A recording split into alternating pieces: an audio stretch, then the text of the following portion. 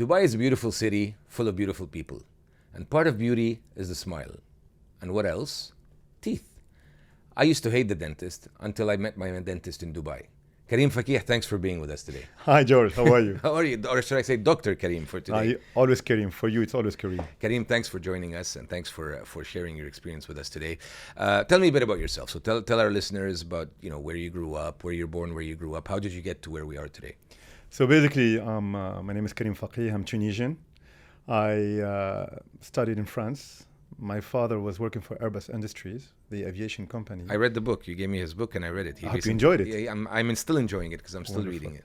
So for aviation, there are two cities. There is Seattle for Boeing and there's Toulouse, in south of France. So here I am dragged from Tunisia. Airbus versus Boeing. Exactly. Yeah. That's actually an interesting topic for you for future podcasts. Yeah, maybe we'll get the CEOs of both when this podcast grows a bit. That could be interesting. So basically, I find myself dragged from Tunisia, from my hometown, Tunis, to south of France, reaching there at the age of 10.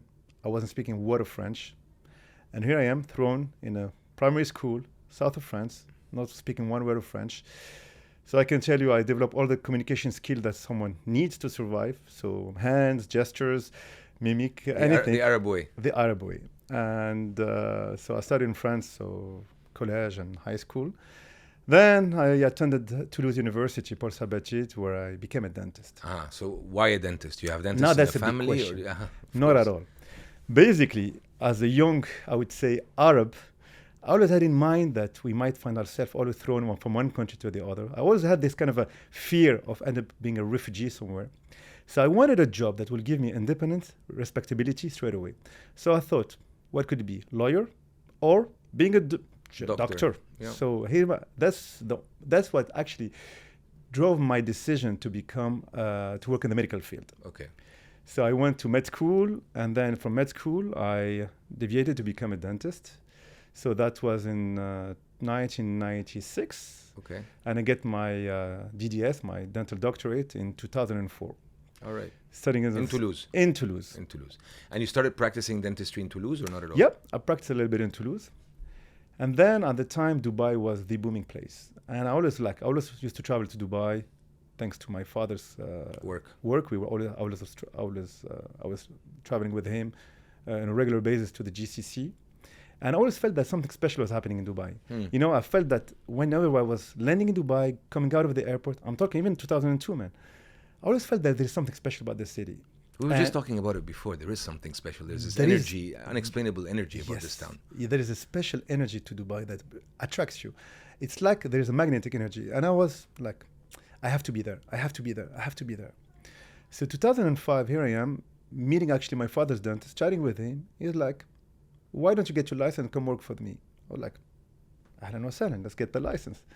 So I License of what? As a dentist.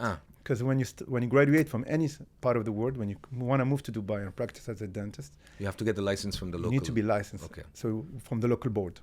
So. And your dad was based here. My father was based here. So from Toulouse, he moved in 2001 to establish like a big operation for Airbus in Dubai. Yeah. In Dubai Airport Free Zone. That's similar stories. My dad did the same thing. He came here and he started contracting for him. Said, "Why don't you move here and start your thing?" So I find myself working with an amazing gentleman that he was kind of a mentor to me. Actually, he was a mentor, Dr. Nicholas, the one who established all ASP. Dr. Nicholas and ASP. He's very famous here. This gentleman was really like, I respect him. Till this date, for me, he's like really one of the biggest mentors that I had in my life. Pioneers in dentistry here. Not only, he was a pioneer, he had a vision. And at the time, so I was this young dentist, so he was like, okay, let me take you around. So you went and worked in his cabinet. So I get my license. Yeah. He hired me. At the time, he had small operation Jumeirah 1, but he had a plan of expansion. So he used me in a way to open his branch in Dubai Marina, to open in Green Community, to open his clinic in Healthcare City, to open his clinic in Merdif, to open another clinic in Jumeirah 2. So I was basically this, as we say in French, électron libre, this. He was taking me all over, go there. So after opening almost 5 clinics for him, I was like, I think it's time to open my own clinic. As we do, Arabs, right? We learn it and then we say, you know what, we should do our own. So in a very respectful way, I went to see him. I was like, listen, Dr. Nicholas, I think it's, thank you for the experience that I shared with you. I want to ask for your authorization and your blessing to launch my own clinic. And knowing you, how polite and courteous you are, I believe that that's how you asked for it. Yeah. I had to, because like this gentleman for 3 years, he opened the door for me. Yeah. He allowed me to understand the business industry. And I was like, he was like, wonderful. He said, you're the first one who comes straight to my face and tell me that you want to leave to open a clinic. So I respect that. And I'm giving you my blessing, and I actually will support you. And at the time, there were like one area of Dubai that was coming into action. DIFC. Those 4 letters were magic. Yeah. I mean, Zuma just opened at the time, and I wanted to be in DIFC. I was like deep in my heart, I wanted to be there. For one reason, first of all my friends were bankers. Yeah. I was the only one that, so I was like, I want to be around my friends. Zuma just opened there. That was like the place to be. So I tried with different connection to be accepted by DIFC, to get a meeting, but it never happened. And then one day, like life has sometimes kind of interesting twists. Funny turns. Really funny turns. I'm sitting by the beach. My parents had a villa at the time on the Palm. I was sitting by the beach, and I meet a gentleman, very lovely Emirati gentleman. So we start chatting. He was with his kids. We played with the kids, chatting. I introduced myself. He introduced himself, and I'm like, I know this name. I know this name. And this gentleman, he was like, it has been like almost a year that I'm trying to get an appointment with you, and I was never able to get this meeting with you. Like, what happened? What can I do for you? I was like, look, I'm I would say, a young ambitious dentist who I want to open like a high-end medical and dental practice in GIFC. I just want you to get me an appointment with your board to allow me just to pitch. You're like, you have it. So here I am, pitching in front of all the GFC at the time, the CFOs, the governor of GFC. The idea that you actually had to go pitch to them. Yes, of course. Wow. Because at the time, GFC they were really like curating. Yes, I remember. The restaurant. Handpicking everything. Yeah. Exactly. It was honestly handpicked by the board. So I was, listen, this is the premium location. Your population here is going to grow. We have people that cannot leave the desk even to go to the bathroom. So if visiting a doctor that will be in Jumeirah or anywhere else will be mission impossible. Yeah. So allow me to come to you guys and open the best medical and dental practice in town for you. Thanks to my credential, thanks to my references and the team of doctors that I got under my umbrella, we were granted to open a clinic in GIFC. The famous The clinic, which everybody in Dubai would have known if they've been here for 20 years or so. It was a beautiful experience and it was a beautiful clinic. Thank you. Yeah. I don't know how you fit all that into that clinic, but you had a lot of practices going on. I always had this metaphor that saying, when you have your toothpaste, when you the tube is finished and you keep squeezing every single bit. We did something tremendous with the clinic. It was a beautiful experience. So it allows me to witness the growth of GIFC. At the time when I entered GIFC, we used to be 14,000 visa holder or employees within GIFC. When I left, it was more than 35,000. Yeah. It was a tremendous success. Did you ever doubt it? Never. So honestly, from day one, though I opened my clinic in 2009, it was in the turmoil of the crisis. But how did you, it's not cheap to open a clinic. There's a big investment that's involved. There's machines, there's doctors, I guess you have to, the rent in DIFC is not cheap. So where did you get the funding from? So the funding, actually, families and friends. Family and friends. Because at the time I was a young dentist. I didn't have any bank records in Dubai. Yeah. Unfortunately, the bank system doesn't support young entrepreneur. Yeah. I don't know if now it's slightly better. No, we have the same problem still. SMEs have very little help from the banks. It's just the banking system. That's the way it is. But I would say that there is a compensation with a lot of people are willing to invest into talents. You have a lot of investment money, yes, around. Yeah. So that's what I did basically. When you say about setting up an operation in Dubai, one of the main costs is definitely because any space that you get, you have to do full fit out. Yeah. Where in Europe or any other part of the world, you usually get a place that you just need to put a dental chair, a few sofa, and you start operating. Yeah. Where in Dubai, you have to take space that is a cold shell. Both by regulation and to compete, because the clinics here, they're 5-star, 12-star clinics. I mean, my wife gave birth to 2 children here. It's like giving birth in a hotel. It's definitely incredible. Yeah. So the patient expectation in the UAE really is higher. I would say in terms of standard than anywhere in the world. Like in Europe, any patient will be happy to see a doctor. Yeah. Or in Dubai, and they're rightfully doing so. They need a level of service. They need an experience that will be seamless. And this is part of the... Karim, do you think this is because of the private versus public sector thing, or nothing to do with it? No, It's just expectations of... I would say that the country we're living in is such a beautiful country that it Mm. spoiled us so we're much. spoiled, yeah. So I would call this the Emirates syndrome. So Yeah. everyone expects the highest standard of service wherever they go. And definitely, once you have flew once with Emirates, you can fly with any other legacy airline. Of course. I'm you're not going to mention any name too, but... right. Let's not. And it's the same for healthcare. So basically, definitely the fact that it's all private funded and it's not like publicly owned change the expectation from the patient, but definitely anything in Dubai have to follow the standards that people get used to. I'm going to ask you a question. I'm going to put you on the spot because this is Real Talk Dubai. How much money did you need to start that first clinic? My first clinic actually required almost 2 million dirham. 2 million dirhams. Yeah. I would have thought more. Yeah. With But- machinery, with all that, with with the equipment, the medical equipment, all that. But ask me why. Why? I'll ask you if you ask me to ask you. I was fortunate enough to start my entrepreneurship experience in the downfall of the crisis of 2008. Yeah. So a lot of you were able to contractors get, yeah. were kind of desperate to work. So my fit out that should have costed 1.6 million, I was able to squeeze it for 850,000 dirham. Payment terms for the machinery, same thing. So People basically, were desperate for the business. it was desperate. It was like a stressful time. Yeah. But honestly, I can tell you something, George. At the time when I opened my clinic, I was broke.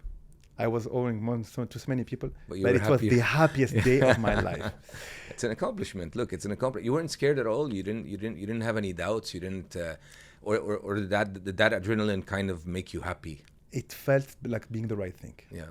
You know, it's like when you meet someone that the love of your life, you know, it's the right person. Yeah. It was. I knew that at the time, GIFC, that clinic, will be the right thing to do. Yeah. And that clinic did very well for many years. It was such a beautiful story. Yeah. I get to hire amazing doctors. I met amazing patients. The whole experience being in GIFC, taking care of this GIFC population, allowed me to develop an amazing network. Were to make most of your friends. patients from the IFC? Yeah, Yeah. it was 65% from GIFC. Mm. Then our reputation kind of went slightly out of GIFC, and we started attracting patients from out of GIFC. Yeah. And we had a blast. It was a beautiful experience. To the point that in 2019, I got approached by one of the biggest healthcare provider in the You can UAE. name them. It's okay. It was the Aster/Medcare, Yeah. who wanted to have, I would say, like a vitrine, to have like this window in the IFC, to have this visibility. They approached me. And One interesting thing, Karim, sorry to interrupt you. please. Over all that time, why was there no other clinics that opened in the IFC? For some reason, there were no space available Mm. in GFC. No, GFC at the time had only the Gate Village and the Gate District. Yeah. You had Damak Tower that came slightly behind us, and there were maybe some projects Full-time available in currency Clinic. house and all that. But that then- came later, yeah. Everything came later, so there were no space available. So by 2000, for 10 years, I had almost a monopoly. I mean, without any like external reason, Yeah. just out of the lack of space of the IFC. Then from 2019, a lot of new buildings were coming, and I knew a lot of clinic will be opening. But So they approached you. so they approached me, and they decided to purchase a majority stakeholder in my clinic, and in order to develop the brand, the clinic. How did you feel about that? In the beginning, I was very excited. I was really excited. Why? Because I thought that with Besides obviously taking some money off the table. that was a good thing. Yeah, of definitely. course, But like any entrepreneur would want to do. but the good thing, I really thought that with the expertise of that group, with The commercial expertise. the commercial expertise, the success of that group, because Dr. Mupin came in Dubai in the 80s, and what he established was really impressive. Yeah. So we thought that we're going to be able to build like premium range of clinic. Unfortunately, something called COVID and a Happened. pandemic hit the whole world, as you all know, and So definitely COVID was after your sale or before or during?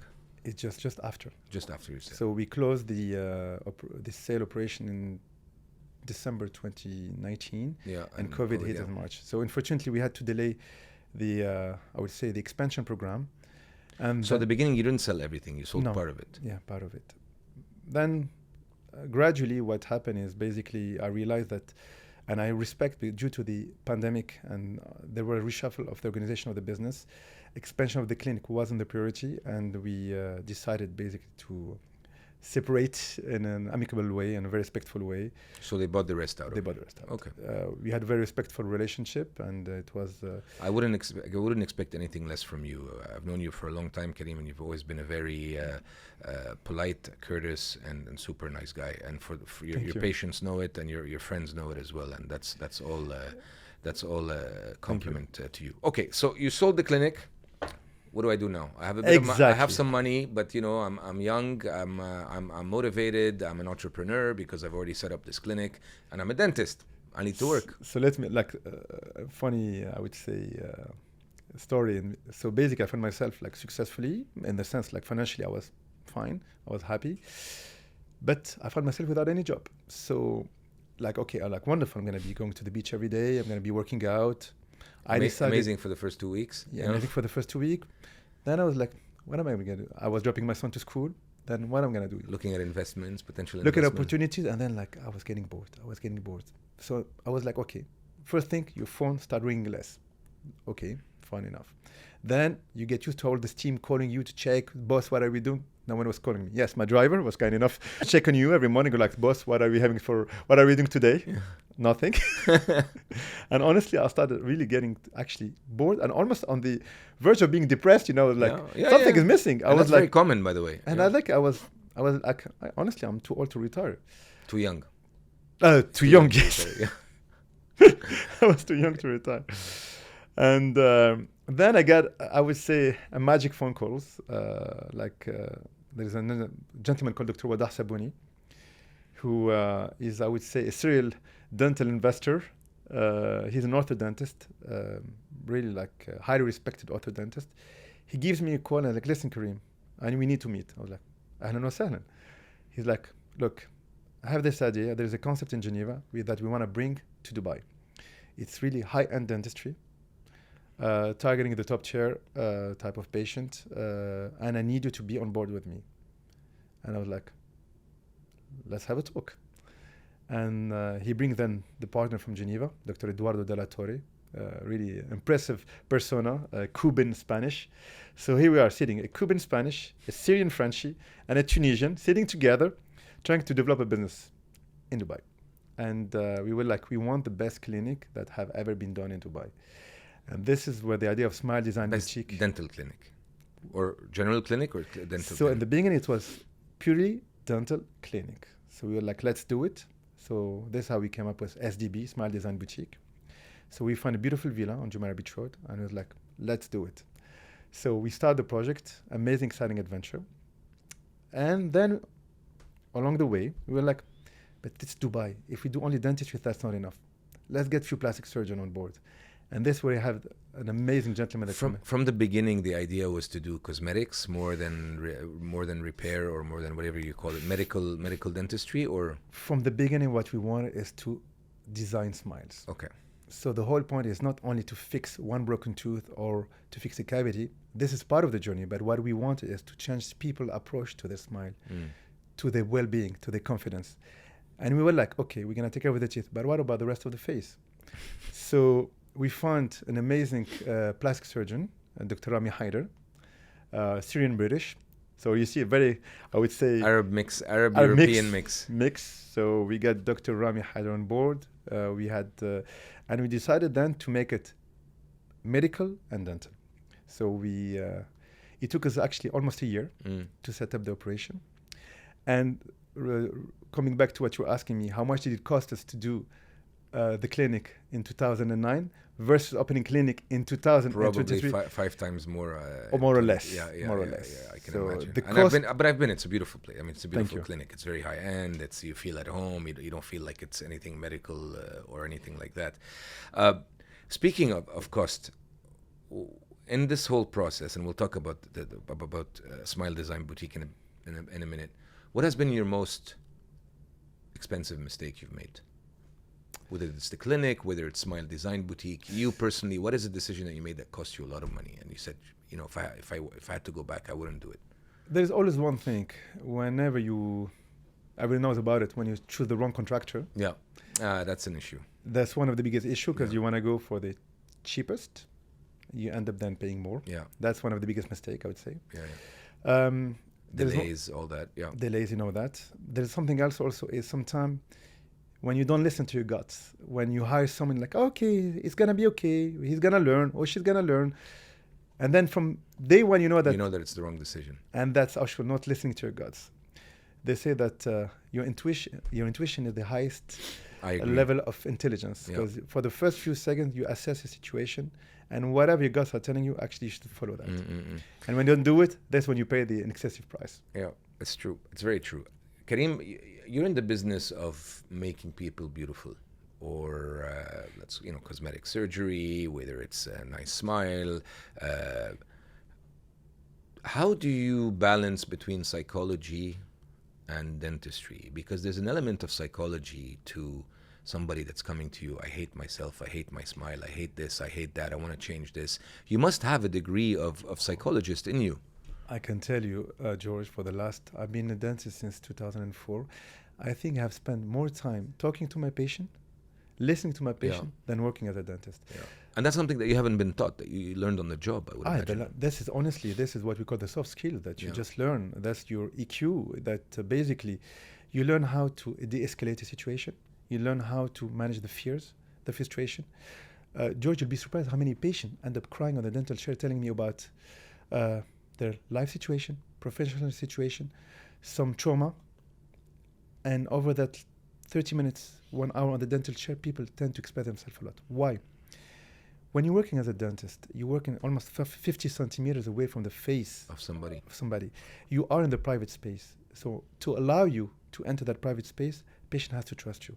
Once that trust is established, people are really open. They let loose. And don't forget, in Dubai, it's a country of a lot of people are expats in Dubai, so they don't have the family to talk to support system behind them. So they need to express themselves. So once you have established this connection, they're more than keen to open up. I read somewhere a long time ago, Karim, correct me if I'm wrong, that dentists have among the highest, I think I've told you this before, the rate of suicide in the world. Is it true or is it a myth? Yes, it is true. Why? So let's say you go see any doctor. Yeah. You have a flu. You go, you meet the doctor, you're coughing, you have fever, you're feeling bad. You sit with the doctor for 20 minutes, he gives you some prescription, you leave. You're still feeling bad, but you're thankful because you think that there is maybe at the end, down the line, after 1 week, you're going to feel better. You come to the dentist, you don't have any problem, you don't have any pain. And then the dentist makes an x-ray, makes an assessment. Like, sorry, my friend. Sorry, you have this, 2 other things to go. You have a root canal that needs to be done. And it comes with a hefty bill. So then you're like, is this guy fooling me? Is he making fun of me? Is he serious? So basically, we create fear, pain in the pocket and in the mind and in the body where they had nothing when they came. Everybody hates dentists. So that's why everyone hates you. Yeah. So that's why in Smile Design Boutique, and that's why during all my practice, I always wanted to establish trust. Establishing trust with your patient by being deontological and ethical, by refusing to do treatment if it's not necessary, by being fully honest. This is how you gain the trust. Yeah. So I've been here 20 years, and I can tell you, the only thing that your real asset as a doctor is the trust that you establish with your patient. If you come for quick money, that's not the right place. Because Dubai, everyone talks, and the reputation can be tarnished in few months. You can tarnish reputation. Yeah. So, what is the worst part of the job that you don't like? The physical stress. Because when you work as a dentist, sometimes you can spend 6 hours when you do what you call a full mouth reconstruction. You're sitting for 6 hours. You can't make a mistake. You cannot make a mistake. You need to be focusing. You're leaning forward. Your back is hurting you. Your shoulder could be hurting you. So definitely the physical stress that our bodies undergo, that's one of the, I would say, limitation of my job. So let me ask you a question. So if you know that you have an operation, let's call it an operation for the sake of conversation. A procedure the next day. What if you have a dinner? Will you not book a dinner the night before? And if you go, and I know that you don't drink, but if you go, or I think you don't drink.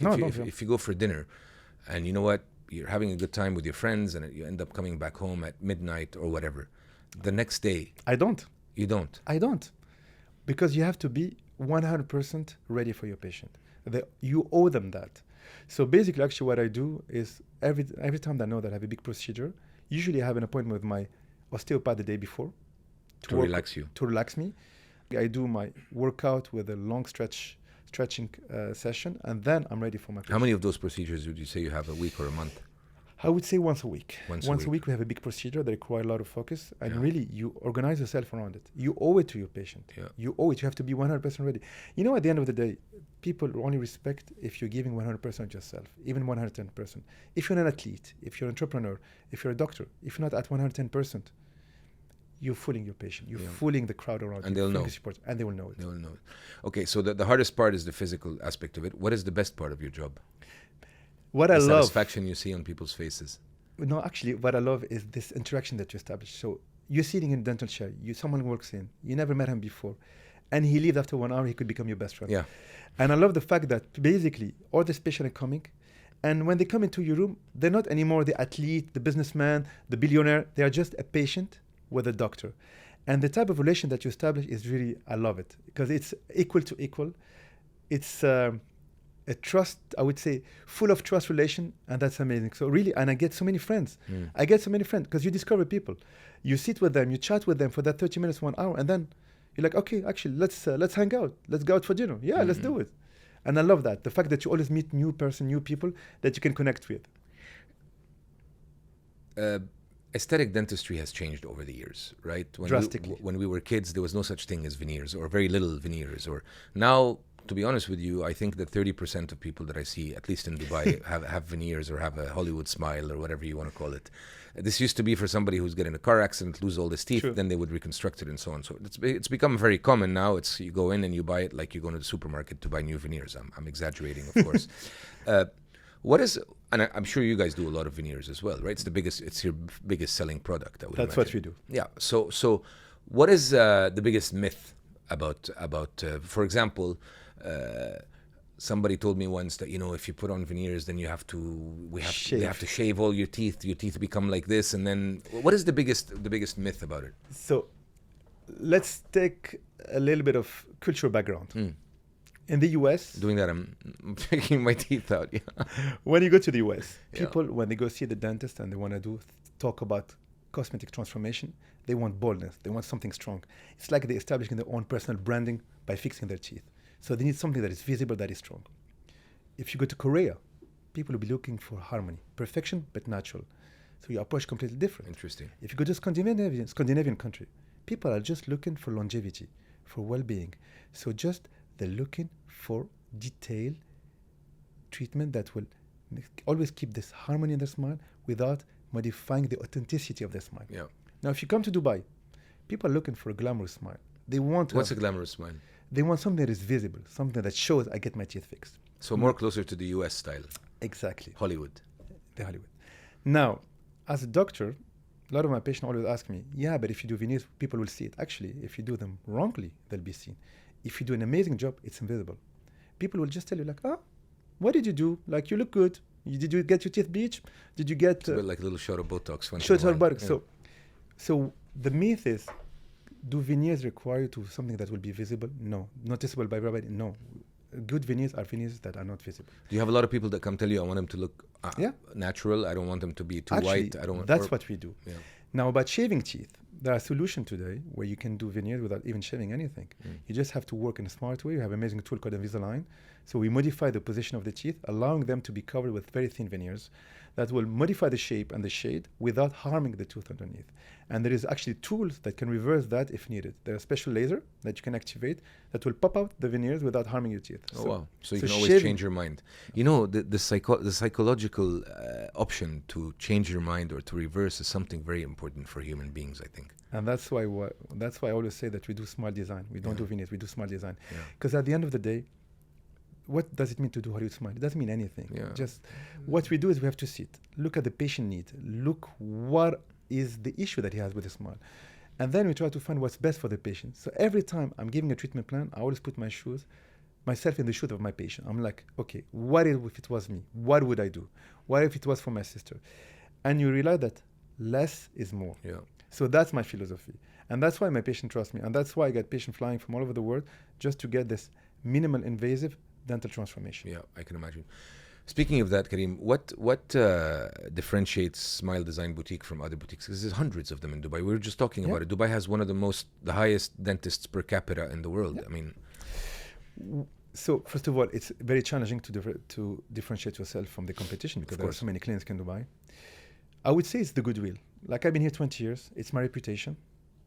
That's one of the key elements. Which is stellar, by the way. Yeah, I've said that before. Yeah. My partner, Dr. Wadah, same thing. We have an amazing team. People trust us. We are not very active on the social media, as you can see. Well, like really, like we keep it That very by low profile. choice? It's by choice, because basically we are a niche clinic. We want people to come to us by referrals. So you're happy with me, you're gonna refer me your friend, and this is how we move forward. So what we try to differentiate ourselves is the quality of the work that you deliver, by not harming people's teeth. Yeah, that's what I was going to ask you. What makes a good dentist? Or a good cosmetology dentist, put it that way? To respect your natural enamel, your natural teeth. The more you respect the natural tissue, the better the dentist is. So you think a great dentist shouldn't go out and put sparkling white teeth on? Exactly. Never. Okay. Never. Or oversized teeth. That's another Never. thing that we had at the beginning when these things started. Never. The number of people I know with oversized teeth is just incredible. You have to respect Mother Nature. Yeah. Okay, that's very interesting. We've talked about Karim, the person. We've talked about Karim's projects, where he is today. Let's talk a bit about the future. Where do you see cosmetic dentistry, cosmetic surgery in general going in the next 5 to 10 years? There has been abuse. There continues to be abuse of it, unfortunately. There is this never-ending human desire to look better, and this desire for aesthetic beauty and so on and so forth. And we've seen disaster cases as well. Unfortunately. Yeah. So where do you see cosmetic surgery going, whether it's dental or cosmetic surgery, going in the next 5 to 10 years? For me, the future of, I would say, aesthetical medicine, aesthetical dentistry, it's mainly in the longevity. Today, everyone talks about longevity. Longevity, when you speak about your health, is you looking younger, you being healthier. When you talk about your teeth, is having healthy gum, healthy teeth. So I think that as a dentist, we have to be here to help our patient keep their teeth longer, in a better shape, in a better condition. So if it requires alignment, it will be alignment. If it requires veneers, it will be veneers. We're here to keep what Mother Nature have created, but to make it sustainable and to last longer. Yeah. So longevity is the key word. Do Dubai people take care of their teeth in general or no? Oh yes, definitely. Yeah? More than elsewhere? Oh yes, I can tell you. I have, as I say, I studied in France. I worked a lot actually in Europe. I have some North African roots. I can tell you in Dubai, people are really self-aware about their teeth. Everyone was working, like everyone have the basic of dental hygiene, which hygiene is as well, 6-month cleaning, flossing, and image is very important, and everyone is taking care of their smile. Yeah. So honestly, I would say Dubai population really have been well educated. I come see you every 6 months. Yeah. For a nice cleaning and a scan. What trends in today's smile aesthetics must disappear, in your opinion, or will disappear in the next few years? Obviously, the bling bling white is just horrible, but quick fix. What's that? The quick fix. So people who goes to in one day, they want to get veneers done in one day. So that's another thing, right? You hear people that have paid. Let's talk about that, right? I'm gonna take a hard right turn. The tour, a hard right turn here. I hear people who have done their teeth, veneers and all, for 6,000-7,000 dirhams, and I hear people who have done veneers for 150 to 200,000 dirhams. What's going on here? It's basically, if you need quality, you have to pay for it. Now what's an okay price range for quality? Look, a fair price range. I can say there is a fair price, because if you ask me tomorrow, if you beautiful jacket, you can buy a beautiful jacket for 600 dirham or 6,000 dirham. What I'm telling you, for something that is quality, longevity, like you say, that will last, that's done by somebody that know what they're doing, that have done a lot of these procedures. What does it cost for? And I know it's a general question, so we won't hold you to it. For a set of veneers in Dubai. Honestly, less than 80 to 100,000 dirhams. Something's wrong. Something is wrong. Okay. Some clinic, they can squeeze the price a little bit, around 60,000. The problem is there are different layers. There's the lab technician that's going to be working on your teeth, and then there's the hand of the dentist. It's the combination of the two that will deliver a good result. How long does it take for the whole job? From the moment you decide to do it to the moment you're done? In 2 weeks, you can get everything done. 2 weeks. Usually. How many sittings? 3 sittings. 3 sittings. Yeah. Okay. And between sittings, you can perfectly operate, or yes or no? Yeah, you have a beautiful temporary teeth that kind of reflect how your teeth will look like. Yeah. So sometimes also, as I said earlier, we need to do some alignment for the teeth. Then we need actually sometimes 3 to 4 months to get the teeth in the right position. To align the teeth before you do even that. Sometimes 1 year before we do anything. So if there's alignment, it will take longer. But let's say someone who needs veneers, and there are indications, by the way, because it happened a lot of time to refuse to do any veneer for me. Like some patient were coming to me like, I'm not going to touch your teeth because the teeth were perfect. You've done that before? Oh, several times. Or people who just get veneers and they come, they ask me to replace them. I'm like, no, I'm not going to touch them. Because I didn't put them on. No, not only that, because the job is good. If the job is good, you have to say it. What is the complaints that people have when after they do veneers? Not like, for example, the people that come to you. What's the complaints? I would say quite often, if the veneers are not done correctly, if they're too thick, it will be gum inflammation, bleeding gums, bad smell in the mouth, Bad breath. Yeah, I heard about the bad breath. That's a big issue. That's a big issue. And gum inflammation.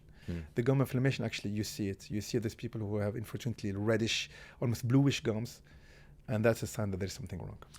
Why do they get that? Because the people who did the veneers didn't do a because good there is job? something called there is the gingival space. There is you have to respect the natural space between the gum and the tooth. If there is a super layer, if you're adding too many layers and become too thick, you're not respecting that space. You have bacteria, food getting trapped there, creating inflammation, and that's a killer. That's a killer combo, and that's one of the main reasons. One of the reason also is veneers cracking. A lot of people will get veneers done, and they keep popping out, cracking. It means that we haven't studied well enough the occlusion. Yeah. So that's why the work itself will take 3 appointments. But if you want to do it correctly, you have to study the case. So when the patient comes the first time, we sit, we scan his mouth, we're going to take x-rays. Details. We will do a lot of pictures. We'll do simulation, 3D simulation, to get the right anatomy with the right bite for that patient to ensure longevity of the treatment. What is something you wish that patients knew before they came to see you? Something that you see often, you're like, here we go again, I have to explain this or I have to explain that. You always have this tendency from a lot of patients now is like to compare, of course, the prices back home versus Dubai. And yes, sometimes Dubai is more expensive, right? Definitely, Dubai is more expensive. Because Dubai's cost is more expensive as well. Costs are high. Yeah. But so a lot of patients come to me like, yeah, but if I go home, I can get it for cheap. I say, yeah, what can I say? I mean, I wouldn't blame you. Please go home, enjoy it. But just know that if you go home and get it fixed, or if you go to another country, if they have a problem, no one will be here to support you. Yeah. So basically, I wish that all my patients don't compare back home, because honestly, yes, tomato are back home are cheaper. Yeah. Rent will be cheaper, but then you don't have the same safety and the same standard of life. That's a very good point, yeah. And by the way, I wanted to highlight one point, George. When I first came to Dubai, the authorities were like helping us set up the business. They were here, but they couldn't, I would say, they weren't as controlling as today. Yeah. Today, Dubai Health Authority are doing an amazing job in terms of quality control, safety for the patient, licensing of the doctors. So the whole journey is perfectly controlled by Dubai Health Authority. Which makes it more difficult to set up, but which protects the consumers and the patients a lot more. I always want to inform all of my patients that you have a lot of rights. Always know your rights, because if there's something going on wrong, you can go to DHA, approach them, and you can always open a case against any doctor who would have done like unethical work on you. So don't be scared to go to Dubai Health Authority. It's a very good point you bring up, Karim. Very good point. If you had to do it all over again, all of it, from the start, what would you do differently? Actually, I would do everything the same. Really? There's only one thing. There's always one thing. What is it? So no, it was so funny because when I first opened I opened 2009, then 2010, I had an opportunity to expand my clinic in GIFC. Yeah. And I didn't have the guts to go for that. I was like, no, but I don't have enough cash. And then I regret it for the rest of my life, because those extra 100 square meter would have changed completely that. An extra 100 million. Exactly. So don't be scared of being bold when you start a business. Like, think big. Always think big. I love it. Karim, we're going to finish with this. I want you to finish this sentence for me. A perfect smile is not perfect. It is? Oh, that's a good one. It has to be authentic. Authentic. I was going to say natural, but authentic as well. Karim, thank you so much for sharing all these insights with us. It was really pleasant. Thank you, George. It was a really, really pleasant discussion. And by the way, bravo to you. You really have done your homework perfectly, because you were using the right word, the right detail. Bravo to you, really. And a big thank you to the team for helping me out with that. Thanks, Karim. Thank you so much. George. Thank you so much. I hope you enjoyed this podcast with us with Karim's amazing insights, and we'll see you next time.